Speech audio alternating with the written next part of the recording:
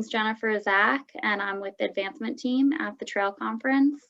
I really appreciate everybody joining today. You know, a lot of people have some Zoom fatigue, but it is a great opportunity for people to still stay connected if they feel uncomfortable gathering. You know, for our outings, there are only limits of 10, so there's limited space. And this is really important for us to stay connected and also really tell the story as we embark on our whole year of a pandemic and what it meant for the Trail Conference and what it means for the communities that we serve. So tonight is the Heart of Philanthropy, just in time for Valentine's Day. So those who are here with us today have an affinity for trails, and those who will be viewing it down the road also have a love for trails. Today we have great speakers, Don Weiss, who's also with the Trail Conference, and David Haas, who is with Sirius Financial. And we're going to go into it. So I'm going to pass it off to Don. If you do have any questions, feel free to chat them below. This is a small group, so you know, we should be able to get to all the questions at the Q&A at the very end. So again, thank you for joining. And without further ado, I'll pass it over to Don.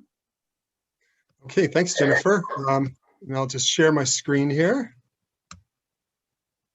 All right, we're off to a good start. So welcome everybody. It's really great to get together, even if it is virtual for now. And I'm usually the guy who gets to give the talks on where to go hiking, find the less traveled trails, hike in winter, all that stuff. But I'm really excited about tonight because we're going to get to talk about how we can, you know, make a greater impact through our financial support and also given a cost-effective, tax-efficient kind of way. And we'll also talk a bit about what you may not know about the Trail Conference. The Trail Conference is a multifaceted organization, and the more I've learned about it, you know, the more it is like peeling away the layers of an onion. Really excited to have David Haas with us tonight. David, besides being a certified financial planner and an expert in philanthropic giving, he's also a 40-year member of the Trail Conference. So he really understands what this organization is about. He's an avid hiker, and so he comes at this from all different angles. I also, just trying to forward here.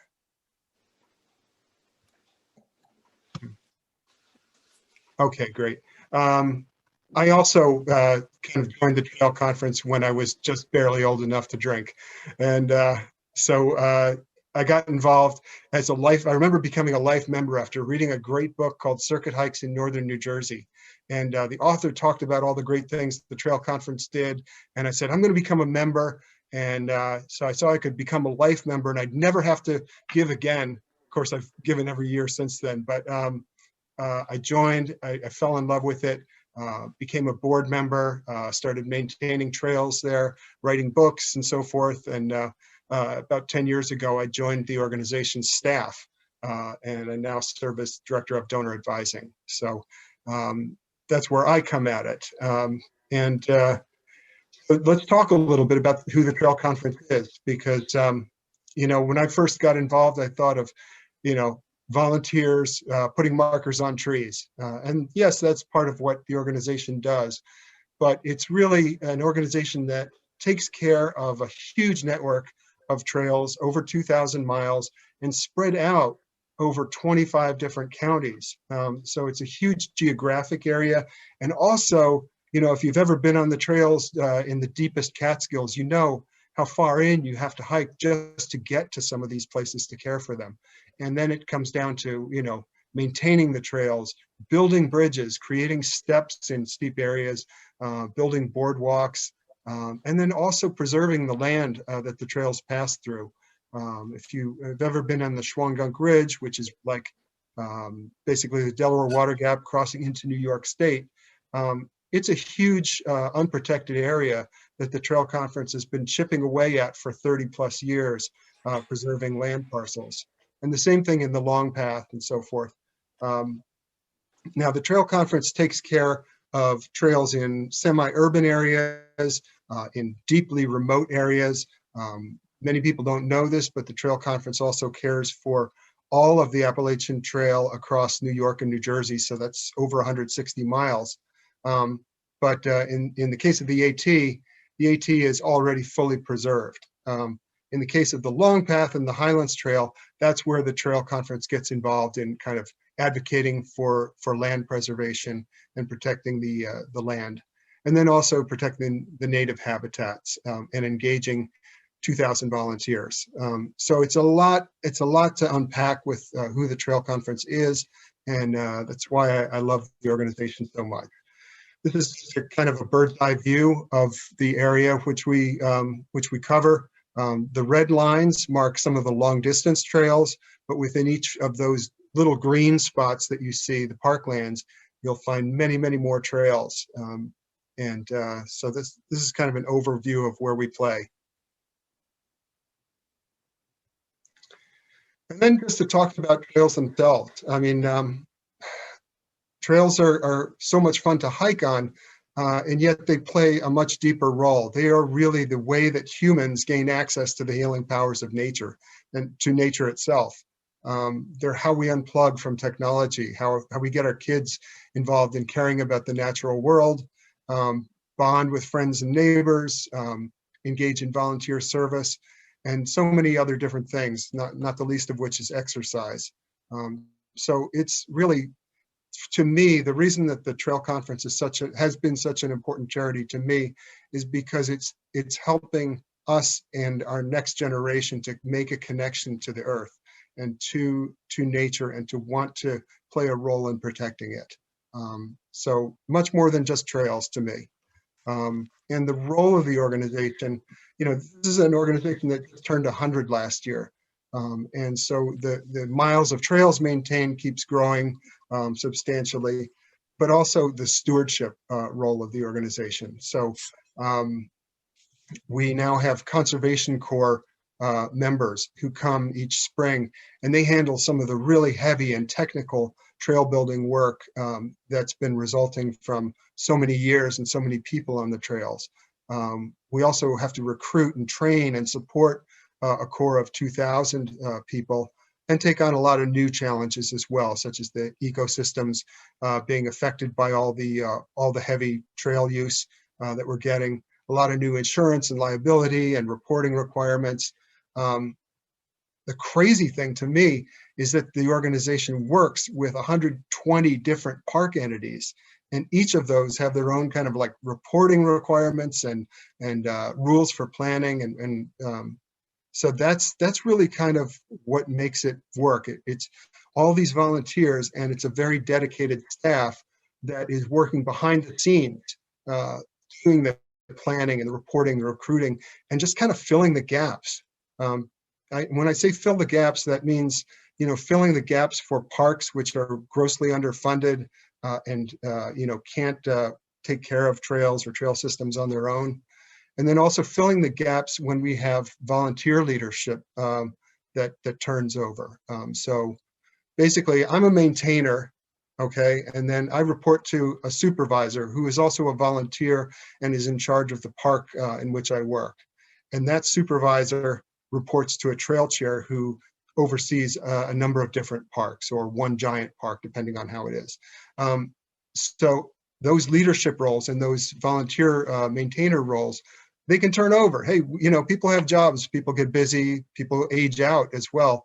And so the staff has the job of filling those gaps, and also doing the recruiting, training, and supporting of the volunteers, getting the permits, and working with those 120 different parks to plan what the next projects are going to look like. We'll see more of that later. But that's really kind of the crux of what makes philanthropy so important. An organization that has this many volunteers needs volunteers, and it needs financial support in order to make all that machine run.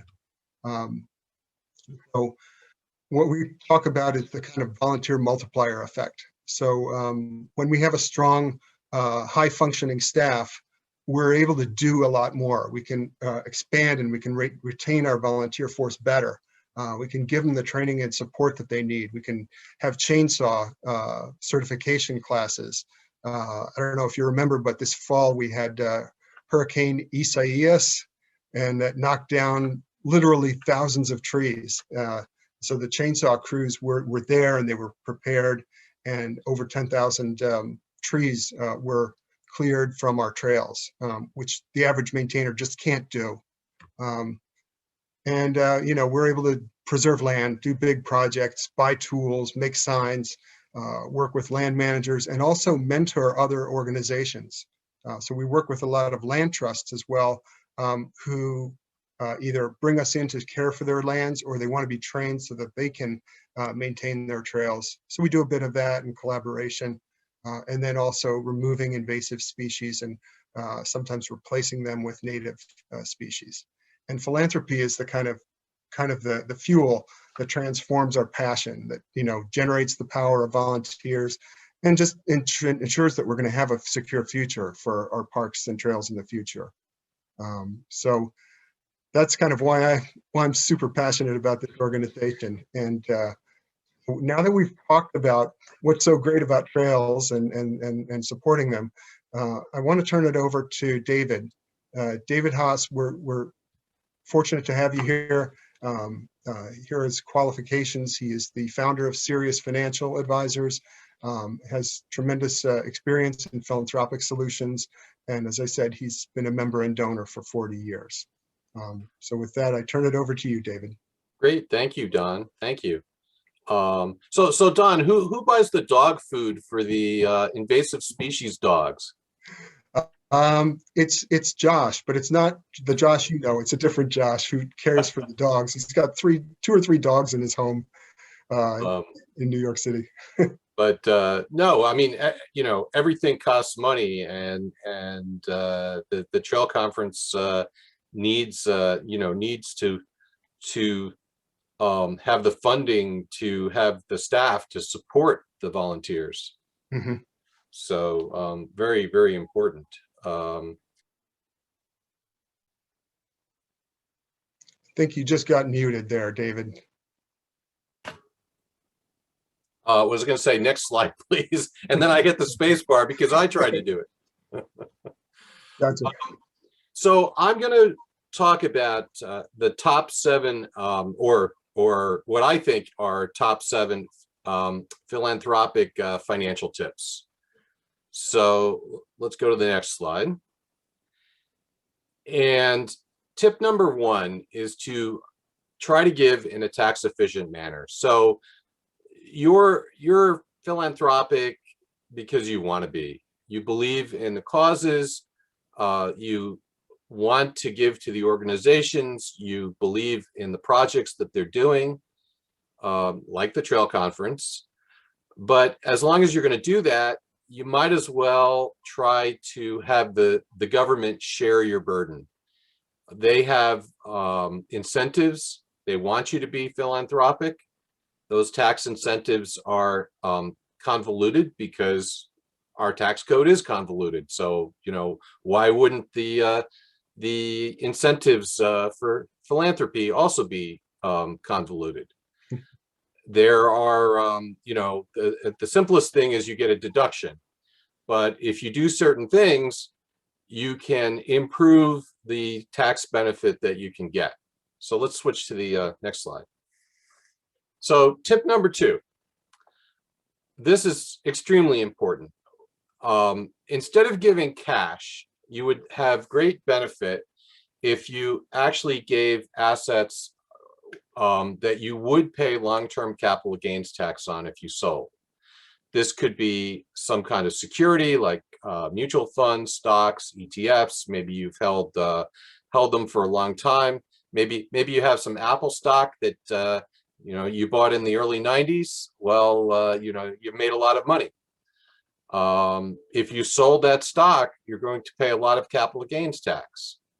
Maybe you have real estate that you've held for a long time. Maybe you have a family business and you can separate shares in that family business. Maybe you have some artworks. If you have a Warhol on your wall or a Picasso, those are things, are items which you could donate if you wanted to, and you would get some benefit for that. So what happens is that you will get a tax deduction always based on the current value of what you donate. But if you donate something that you would have paid capital gains tax on if you sold, you will still get that deduction, but you also won't have to pay the tax, the capital gains tax. So it's very, very beneficial for you to donate some of these assets instead of just donating cash. Let's go to the next slide. So tip number 3 is to use a donor advised fund. And tip number 2 and tip number 3 are related. So a donor advised fund is actually a charitable fund that you can make donations to. The donor advised fund, or the DAF as I like to call it, is itself considered a charity. It is a 501c3 charity. And it's called a donor advised fund because once you donate money to the DAF, you have an account that you advise the DAF which charities you want them to make grants to. And basically they'll make grants to any charity where you don't get a benefit from. So you can't use it for buying gala tickets because you're getting a benefit to going to the gala.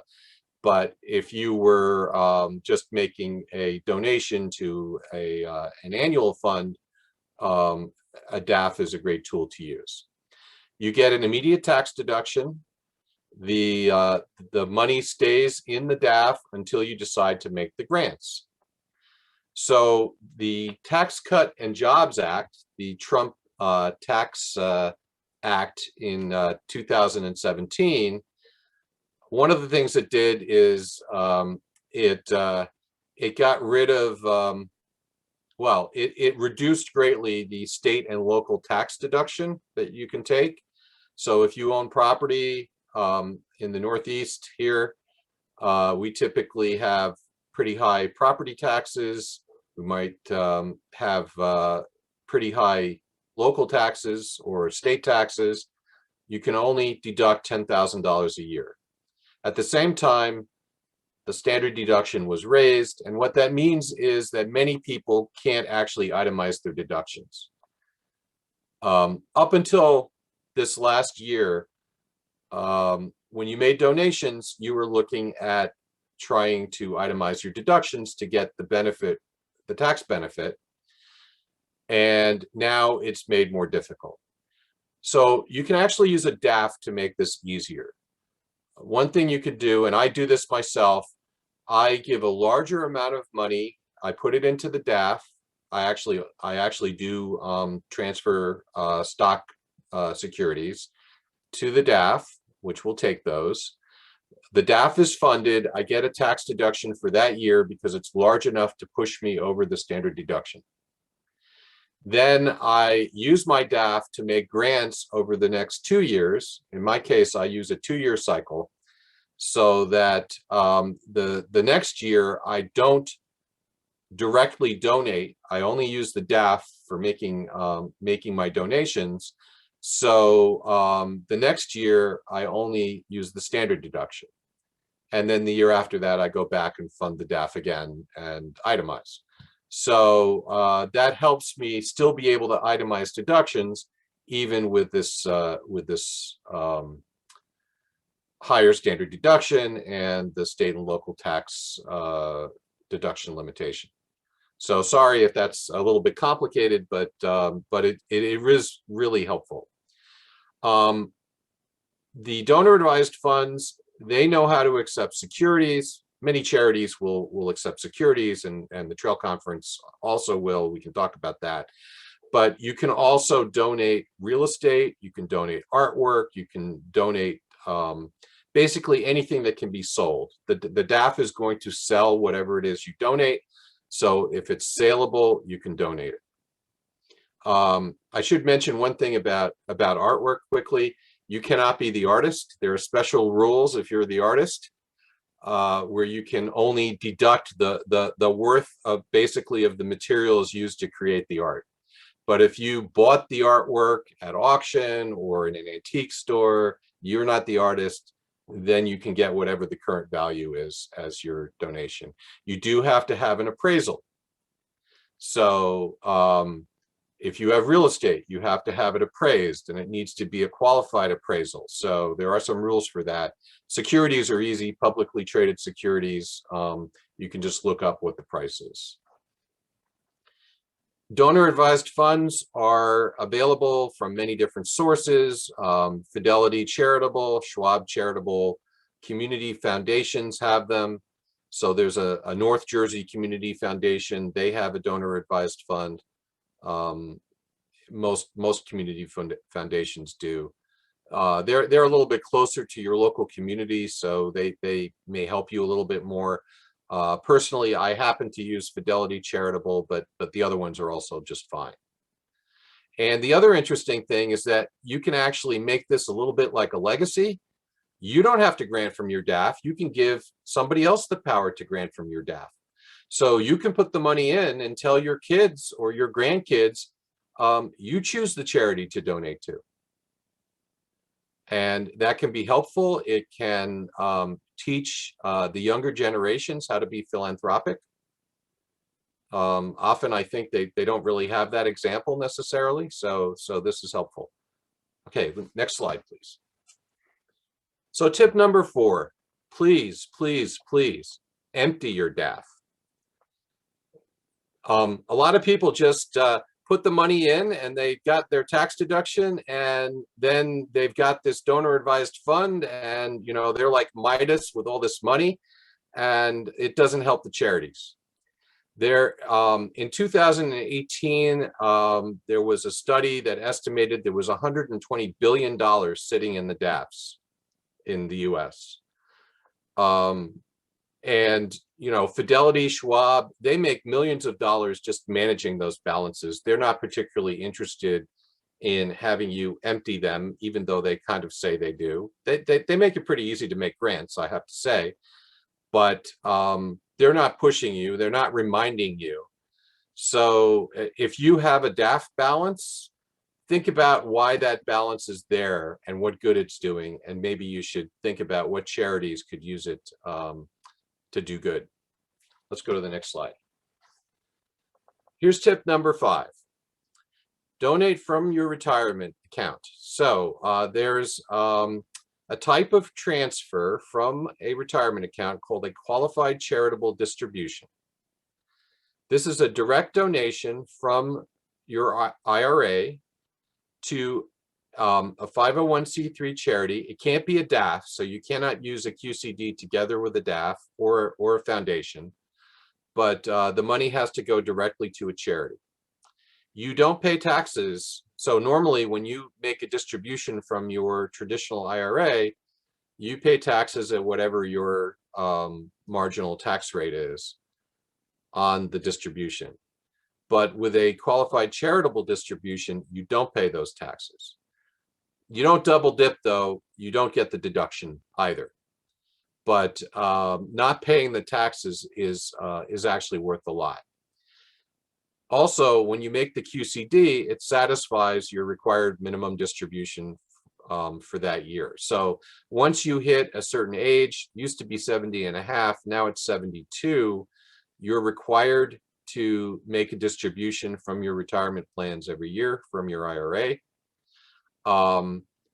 When you make that distribution and you keep the money to spend, even if you don't need the distribution to spend it, you don't need that spending money, you have to pay tax on it. If you use a QCD instead, you can satisfy the amount for the required minimum distribution and you don't have to pay the tax. Maybe you were going to donate anyway. So you get great benefit by using the QCD instead of taking your normal required minimum distribution and then donating it. You get better benefit by using the QCD. You do have to be over 70 and a half years old in order to use the QCD, and the maximum amount is $100,000 per year. So, okay, tip number 6. Let's talk about charitable remainder trusts. So, charitable trusts are pretty complex, and in the minute and a half I have here, I can't really explain them fully. But basically, a charitable remainder trust is an excellent technique to shelter a large gain from capital gains tax. An example is that you're selling a business that you've been in for many years. You're tired of the business. Maybe you have some rental real estate that you no longer want. You have a very low tax basis on the business of the real estate because you've been depreciating it, and because you bought it a long time ago and the value has gone up. So if you sell it yourself, you're going to pay a huge capital gains tax bill. It's also going to push all of your other income into a high bracket, maybe the highest tax bracket. Instead, you can transfer that asset to a charitable trust. The trust itself acts as a charity. The trust will sell whatever the asset is. The trust can then pay an income. It can pay that income over a set period of time. It can pay the income over life. It doesn't need to be your life. It could be one of your kids' life. The charity is the remainder beneficiary. So that means when it stops paying the income, the charity will get whatever is left in the trust. Remember that trust will be invested. So what's left, the investments will go up. So the charity can do quite well, and the income beneficiary can do quite well. You also get a big tax deduction when the asset is transferred in, because that's a donation. You can actually carry forward that tax deduction for 5 years if you don't use it up in the first year. And there is some capital gains tax. It's applied to the income as it's paid out, but of course, it's since it's being paid out over a period of time, it's probably not going to push you into another bracket if you're getting the income. So there's a great benefit there. And the trust is invested, so the ultimate benefit is much greater than the asset value. To be worthwhile, I would say that maybe $500,000 or $1 million of gain, you really want to think about using a charitable remainder trust. So tip number 7, name a charity in your estate plan. So I didn't just say will here, I did say estate plan, because an estate plan is not just about your will, but you can use your will. So one thing you can do is give a charitable bequest in your will. That will, if your estate is taxable, at the moment the exclusion is very high, but they're talking about lowering them. But if your estate is taxable, you will get a tax deduction. Another thing you can do is name a charity as a beneficiary in your 401k, IRA, or annuity. Your heirs won't have to pay income tax. So interestingly enough, last year, there was another tax act. See, they change things all the time, where now if an IRA is inherited, it has to be paid out over 10 years. And if it's inherited by somebody who's less than 10 or more than 10 years younger than the decedent, it has to be paid out in 10 years. And if you have a large IRA, maybe $1 million IRA, and people do have IRAs that large, then you're talking about $100,000 of extra income somebody's going to get, and that's going to be taxable. Maybe you're going to leave some other things. You're going to leave something to charity anyway. Well, think about leaving the IRA to charity instead, because your heirs won't have to pay that income tax. So, leave your heirs something where they don't have to pay income tax. Leave the charity something where the charity is exempt from the income tax and won't have to pay it. Also, you can name a charity as beneficiary of your life insurance. Maybe you don't need the life insurance policy anymore. Actually, if you have a cash value life insurance policy, it's worth something itself. You might be able to donate the entire policy. Life insurance, if it's not set up in a trust, is actually taxable for estate tax purposes. People don't realize that. So if you happen to have a cash value life insurance and it's not in a trust, and that cash value life insurance is, well, if your estate's going to be taxable, doing something with that where you can give it to a charity may be very beneficial. And of course, if you're going to name the trail conference in your will, you should be telling the trail conference. There's a form for the Trail Angel Society that's on the website, or Don can send it to you. And a generous donor has offered to donate $500 to the trail conference now if you just tell the trail conference you've named them in your will. So, and then you're a member of the Trail Angel Society. Let's go to the next slide. That's great. Thank you. So, and I just wanted to mention here that the easiest way to find it is to simply go to the Trail Conference website, the nynjtc.org. There's a donate button in the upper right-hand corner. If you click on that, then you'll see a number of different options. One of the options is an icon that you recognize at the bottom left of the screen, and that will take you there. So I just want to bring this back home to talk about all these techniques in direct relation to the trail conference. You know, the trail conference can work with obviously cash, check, credit card. You can grant from your DAF, certainly Fidelity. I've done this many times with the Fidelity donor advised fund. I just type in New York, New Jersey Trail Conference, it finds it. I hit grant, and away we go. The Trail Conference itself has a Schwab account, and you can do a security transfer directly to the Trail Conference's Schwab account. You can talk to Don or myself for the information on what you need for that. You can certainly make this qualified charitable distribution if you qualify for that. That's a great opportunity. You can make the Trail Conference a beneficiary of your charitable trust.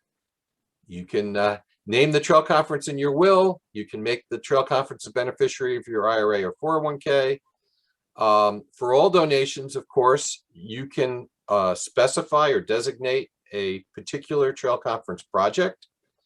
Or you can just donate to the general fund, which pays to keep the lights on, which is very, very important. And I've done this. You could create a matching donation fund drive. You know, talk to Don and Jennifer about matching other people's donations to try to create some excitement about supporting the Trail Conference. And of course, you could do it anonymously if you wish. Let's go to the next slide. All right. And I just wanted to speak a little bit about myself. I've had a long history with the Trail Conference. I was trying to remember when I really joined, and it's lost in the mists of my memory, but I think I had a summer job in Englewood Cliffs. And what I used to do is I used to basically walk kind of across the street and go right onto the long path and either walk up towards Alpine or down towards the GW Bridge. It was really fun. And then I looked up the long path, bought myself a New York walk book so I could see where it went. And you know, went hiking on it further up in Scunnamunk, and I felt that you know, I needed to support the organization that was providing me with these wonderful trails. And I've always I actually thought that John Muir said, think globally, act locally. But when I looked up the quote, I found out it was somebody else, a city planner in Scotland, I think, named Patrick Geddes. But I like to think this way. Of course, I care about the world, but what I do in my own backyard matters more. So think globally, act locally, and everybody should have a chance to get out and enjoy nature. It's very good for the soul. Thank you so much, David. That was really enlightening. And we're going to show David's email at the end of the presentation again. So I know we couldn't go into great depth on each of those 7 topics, but if you'd like to find out more about any one of them, you'll be able to get in touch with David. And if we have time and people have questions, I can, try to answer a few questions now. Oh, great. Okay. Or after we're done. Sounds good. So just to wrap things up, I know we promised that we would talk about projects that have happened in the last year and projects that are in the pipeline for the coming year. Because let's face it, everybody loves a new trail or a new project or an improvement. So 2020 was one of those years where March came and everybody held their breath and they said, we don't know what's going to be possible this year. First of all, they were closing the New Jersey parks. They kept the New York parks open. So that created mass chaos in the New York parks with everyone trying to hike up there. Everybody had nothing to do that was safe anymore except going out on the trails. So, you got a lot of people coming out on the trails.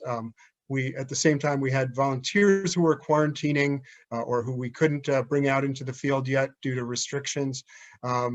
So long story short, we didn't have very high expectations for 2020. And then 2020 happened, and it ended up somehow becoming the best year that we've had in decades. There are a lot of reasons that happened, and one of them was we started this digital engagement platform that you're experiencing now. And it turned out to be an awesome tool for recruiting and training volunteers. So we picked up a lot more volunteers, and the volunteers were really eager to get out and do as much as they could. We were able to field a conservation corps crew, several crews this year. And so the result was great. In New Jersey, there were several new trails that had been built or planned rather, that were about to come to fruition. So in parks like Wawayanda and Ringwood State Park, Abram Hewitt, Northern Green, a lot of the projects that were in the pipeline just came together and were completed. A lot of those trails were also turned into loop configurations. So with a relatively short connecting trail, we were able to create a much better experience for people. And then the same person who donates $500 to you every time you name the trail conference in your will, also helped us create this amazing floating walkway over at a place called Terrace Pond. Terrace Pond is right over the mountain from me, and it's a very popular place, very beautiful, very rugged, and it had a muddy area that nobody could get a bridge into. So we were able to helicopter drop a floating walkway in modular form, put it together, and now that happened at Terrace Pond. A few land acquisitions took place in New Jersey, big trail improvements, and then the Highlands Council has partnered with us to take that New Jersey and New York's long distance trail, the Highlands Trail, and increase the signage and publicity for that and make improvements. Also, camping is coming. In New York, we started work on the 100th anniversary of the first trail ever built in Harriman. A lot of people think it's the Appalachian Trail was our first project in 1920, but it was actually, it was called the Tuxedo Mount Jones Trail. Now it's called the Ramapo Dunderberg Trail. It's 100 years old. Everybody loves it. It's in the middle of Harriman and, surrounded by nature. And it's falling apart because it's so popular and so old. So we're rebuilding that began last year. We also were able to improve the camp where our AmeriCorps folks stay all summer. It's pretty rugged living there, and we're making it livable so that we can recruit more AmeriCorps. And they're great because they work 5 days a week on a stipend. They've got a roof over their heads, and they work for almost no money. They love it, and they do tremendous work for us that our volunteers, we couldn't expect them to do. Sterling Forest, similar robust trail network being built. We had stewards in places like the Catskills, Minnewaska, Breakneck Ridge, Bear Mountain, and Croton River Gorge. We also bought land along the Shawangunk Ridge in New York, and on the long path up north of the Catskills. And then a lot of rebuilding east of the Hudson, including in Westchester County. Some of the other things accomplished are at the bottom: the trees cleared, parks protected, and trails maintained. So that was 2020, and now we're looking ahead to 2021. And a lot of this depends on park approvals that we get. A lot of it depends on what donor support we get just to power our volunteers this year. But we are planning to make major improvements throughout the Highlands in New Jersey. We have a lot of projects pending in the Delaware Water Gap that we're starting to plan. So if you love Mount Tammany and know that it's overused, good things are coming there. Also, the Four Birds Trail in the Farney Highlands is getting a lot of improvement work. And the Highlands Trail itself is going to get a lot, including camping areas. So that's New Jersey. And then next year, or this year rather, for New York, we're going to continue building the Ramapo-Dunderberg Trail that's coming up from Tuxedo into the park. More work on the Welch Education Center, Sterling Forest. Stewards will again be back, and big improvements in Minnewaska. So we'll have lots more to talk about as the year gets rolling, but your support really makes a difference. And people like David and I see the results of that work, sometimes 2-3 years after the fact. But there's nothing more gratifying than seeing, a project come to fruition. And so we appreciate that. Just in conclusion, the Trail Conference, we're really happy to be here. We connect folks with nature, save land. We help our physical and mental well-being. And, most of all, to me, I think to be living in the New York metro area and have this kind of trail community. There are so many places in the country that just don't have that. And who would expect it in this populated part of the world? It's just a beautiful thing. And personally, it's kept me in New York, New Jersey for most of my life, when all the rest of my family's out in California somewhere. So we can do this. We can keep trails alive. We can keep the volunteer force multiplier going, and it benefits our health. It benefits our home values. So that's personally why it's my top charity. With that said, if you would like to find out any more information, please feel free to contact David or contact me, and we'd be glad to talk more with you. So I believe that's everything for this presentation. I'll just go back and leave this up. But if anyone has any questions, please feel free to chime in. Go back to that picture that you just showed that had Matt Decker in it. Ah, okay, yes. That one. Yes. Yeah, did you know he was a steward at one time? Yeah, he's at the Orange County Land Trust now. Yeah, and that's a good point, Fred. I mean, so many of the different people who come through the Conservation Corps, they're the future leaders of tomorrow. And, they may end up in California, they may end up in Orange County, we never know, but, or they may end up working for the Trail Conference, like your son. I think the work here is really, it has many facets. We'll just leave it at that. Great. Any questions for David? Let me just ask, David, you showed us some interesting options, which are often called planned giving options. Life income gifts, you set up a trust and you get the income for your life. If a donor wanted to do that, what kind of resources does the Trail Conference have access to that can help a donor set up a trust? I would suspect it would need lawyers, maybe accountants, some kind of template for payments. All that a Trail Conference help if there's a donor interested.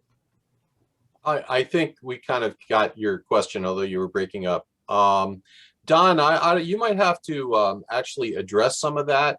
Certainly, you need an attorney, a trust attorney, to set up a charitable trust. And many organizations do have attorneys that can support people for that. But I'm not sure about the Trail Conference. Mm-hmm. I mean, in an official capacity, we don't have that, but we do have a number of board members who are who've expressed a willingness to help out with the donor if they need it. So we could talk offline about that for sure. And I do know, I know some excellent trust attorneys. But that in general, if I were to set something up, that would be one of my expenses in the process of setting it up, presumably, wouldn't it? To have my absolutely pay attorney. Yeah, I would pay for setting up the trust, setting up a trust is going to cost you some money. Okay. And then it's going to cost something to administer it every year as well. The trust has to file a tax return. The money in the trust has to be managed. So there are definitely expenses involved, but there's also great tax benefits or other benefits if you want to provide an income stream for somebody else. A trust comes with tax benefits, and it's also about control. So you're creating the trust as a grantor, and you're controlling who's getting the income under what circumstances, and you're controlling who's getting the remainder and under what circumstances. Thank you.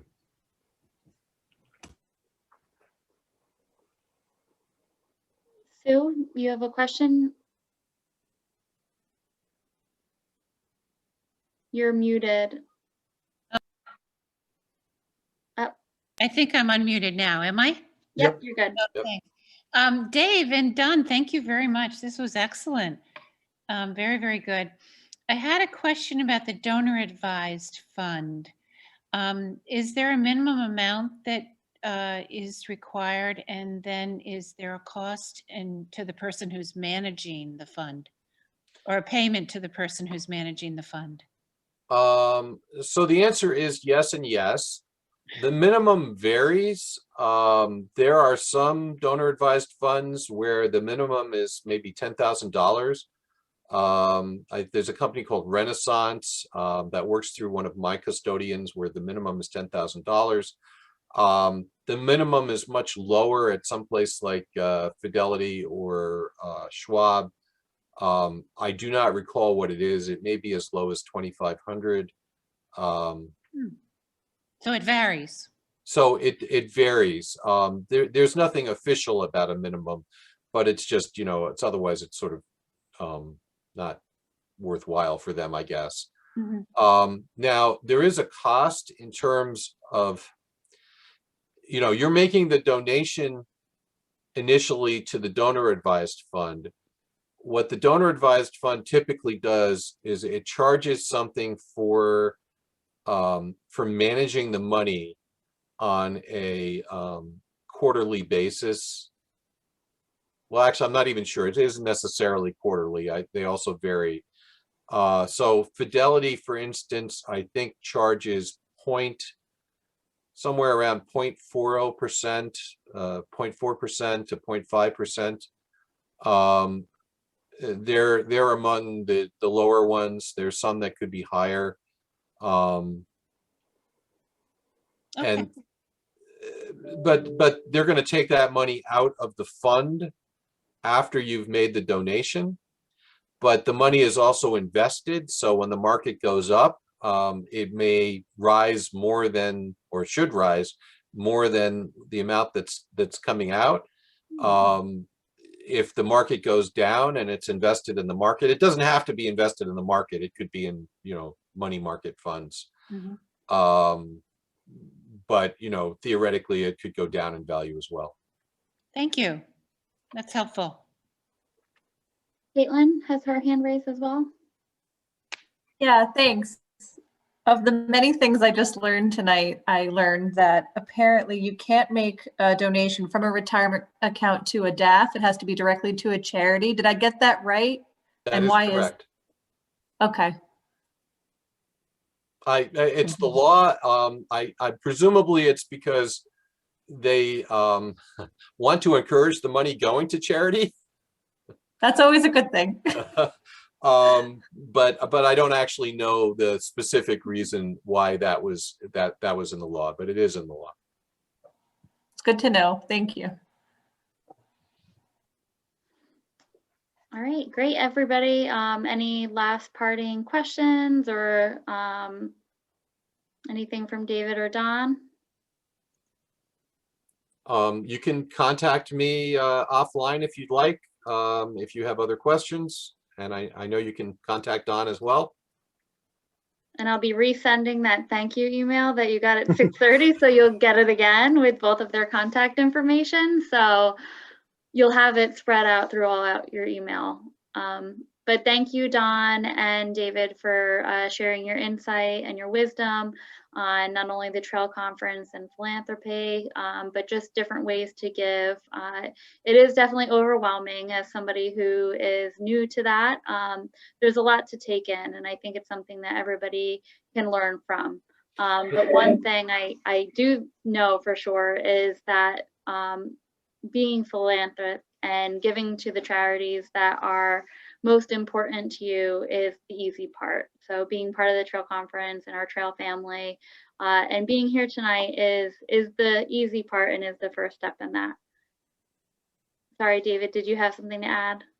I just had a closing tip that I didn't put in my tip list, which is that this year in 2021, an individual can give $300 and take a deduction without itemizing, and a married couple can do that with $600, which is something that we hadn't been able to do.